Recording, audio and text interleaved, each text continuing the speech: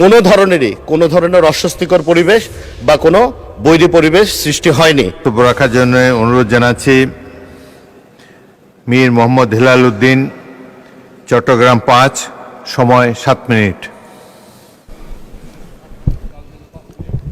বিসমিল্লাহির রহমানির রহিম। মাননীয় স্পিকার, আপনাকে ধন্যবাদ। আমি বক্তব্যের প্রারম্ভেই শ্রদ্ধাভরে স্মরণ করছি মহান স্বাধীনতার ঘোষক বাংলাদেশের প্রথম রাষ্ট্রপতি শহীদ রাষ্ট্রপতি জিয়া রহমান বীর উত্তমকে। একই সাথে শ্রদ্ধাভরে স্মরণ করছি বাংলাদেশের গণতান্ত্রিক আন্দোলনে যিনি আপসীর নেত্রী ভূমিকা ছিলেন, আমাদের সকলের শ্রদ্ধেয় এই উপমহাদেশের অন্যতম জনপ্রিয় নেত্রী, বাংলাদেশের সাবেক প্রধানমন্ত্রী, বাংলাদেশ জাতীয়তাবাদী দলের সাবেক চেয়ারপারসন দেশনেত্রী বেগম খালেদা জিয়াকে। মাননীয় স্পিকার, আজকে এই রাষ্ট্রপতিকে ধন্যবাদ জ্ঞাপনের যেই দিনের কর্মসূচি, সেটা শুরুতেই আমি আজকে বিশেষভাবে স্মরণ করতে চাই আমাদের তরুণ প্রজন্মের কথা আমি বিশেষভাবে বলতে চাই। কারণ বাংলাদেশের যুবকরা আমি মনে করি আমাদের সবচেয়ে বড় শক্তি। তারা আমাদের শুধু ভবিষ্যৎই নয়, তারা এই দেশের বর্তমান চালিকা শক্তি। তাদের চোখে যে স্বপ্ন, মাননীয় স্পিকার, সেটাই আগামী বাংলাদেশের রূপরেখা। আমরা যদি তাদের জন্য একটি স্থিতিশীল পরিবেশ, সুযোগ ও সঠিক দিক নির্দেশনা নিশ্চিত করতে পারি, তাহলে তারা এমন বাংলাদেশ গড়ে তুলবে যা শুধু আমাদের কল্পনাকেই ছাড়িয়ে যাবে তা নয়, তারা বাংলাদেশকে একটি অনন্য উচ্চতায় নিয়ে যাবে ইনশাআল্লাহ। তাই আমি বিশ্বাস করি বিভাজন নয়, ঐক্যই আমাদের তরুণদের সবচেয়ে বড় প্রেরণা। আমরা যদি একসাথে থাকি, তাদের পাশে দাঁড়াই, তাহলে এই প্রজন্মই বাংলাদেশকে একটি নতুন উচ্চতায় নিয়ে যাবে বলে আমি মনে করি। মাননীয় স্পিকার, এই পার্লামেন্টারি ডেমোক্রেসির মধ্যে একটা জিনিস আমি সবসময় এটা মনে করতে চাই, সেটা হলো parliament should remain a place for constructive debate, not destructive confrontation. আমরা বিভিন্ন জাতীয় গুরুত্বপূর্ণ, জনগুরুত্বপূর্ণ বিষয়ে আমরা ডিবেট করব, আমরা পক্ষে বলবো, বিপক্ষে বলবো, কিন্তু আমাদের মূল মন্ত্রটা হচ্ছে, মাননীয় স্পিকার, যাতে আমরা আমাদের দেশের গণতন্ত্রকে সমুন্নত রাখতে পারি এবং একই সাথে দেশ এবং দেশবাসীর কথা আমরা যেটা ভালো সেটা যেন বিবেচনায় নিয়ে সেই উদ্দেশ্যে কাজ করতে পারি।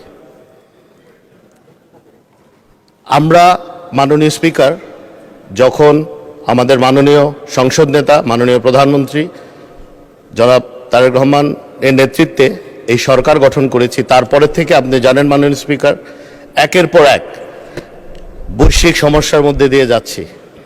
আমি আন্তরিকভাবে ধন্যবাদ জানাতে চাই মাননীয় প্রধানমন্ত্রী এবং সংসদ নেতাকে, যে এই শত প্রতিকূলতার মধ্যেও নিরলস পরিশ্রম করে পুরো জাতিকে ঐক্যবদ্ধ করার প্রচেষ্টায় উনি বাংলাদেশকে সামনের দিকে এগিয়ে নিয়ে যেতে চাচ্ছেন এবং আন্তরিকভাবে উনি চেষ্টা করছেন যেন একটি বৈষম্যহীন সমাজ গড়ে আমরা সেই বৈষম্যহীন সমাজে সকলকে ইনক্লুসিভ পলিটিক্স নিয়ে আমরা যেন দেশ ও দেশের মানুষের কাজ করতে পারি। মাননীয়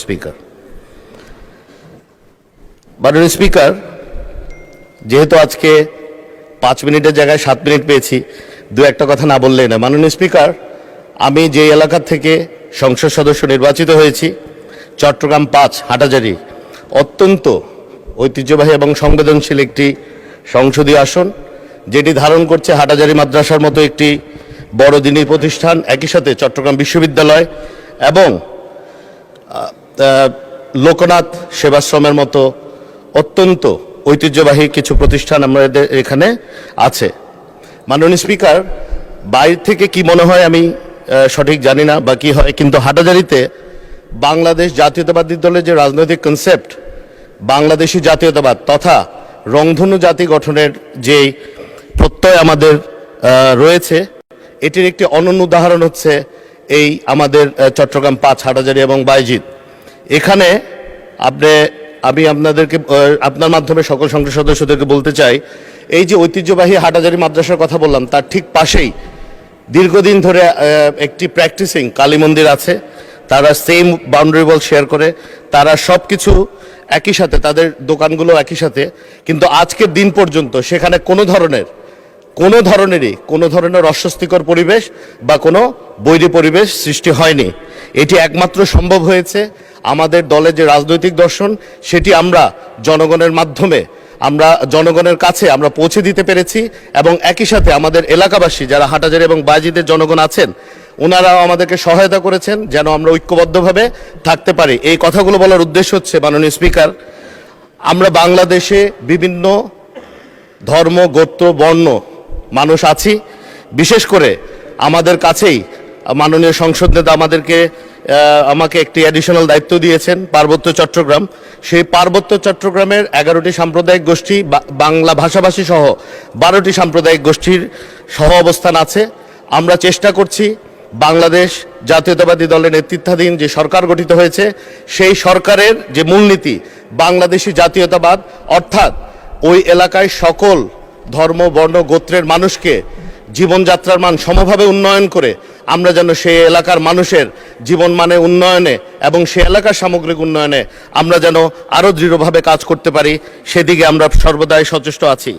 একই সাথে মাননীয় স্পিকার, আমাদের মাননীয় মন্ত্রী, ভূমিমন্ত্রী মহোদয় এখানে আছেন, আমরা আজকেও এটা নিয়ে কাজ করেছি।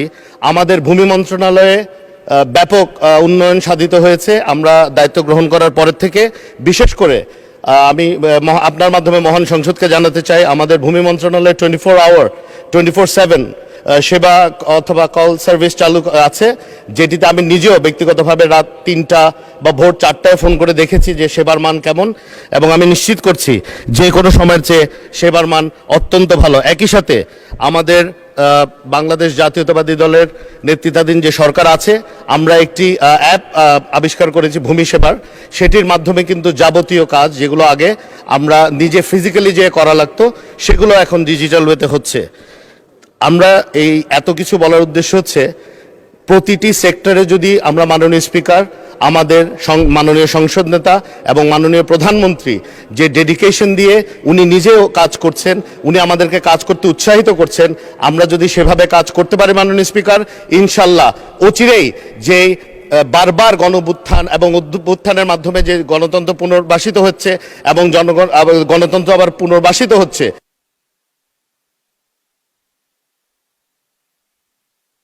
এক মিনিটে কনক্লুড করেন। 1 মিনিট দেওয়া হলো নতুন কোনো অবতারণা করবেন না, কনক্লুড করার জন্য। জি মাননীয় স্পিকার, যেটা বলতে চাচ্ছিলাম যে আমরা যদি ওনার ফুটস্টেপটা ফলো করতে পারি, ওনার স্পিরিটটা আমরা ধারণ করতে পারি, এবং যতগুলো গণ অভ্যুত্থান হয়েছে সেই স্পিরিটটা যদি আমরা ধারণ করতে পারি, আমরা ঐক্যবদ্ধভাবে যদি দেশের উন্নয়নে নিজেকে আত্মনিয়োগ করি, অবশ্যই মাননীয় স্পিকার ইনশাল্লাহ আমরা আমাদের সেই কাঙ্ক্ষিত লক্ষ্যে পৌঁছে যাব এবং পৃথিবীর বুকে বাংলাদেশ একটি উজ্জ্বল দেশ হিসেবে এবং উন্নত দেশ হিসেবে মাথা তুলে দাঁড়াতে পারবে।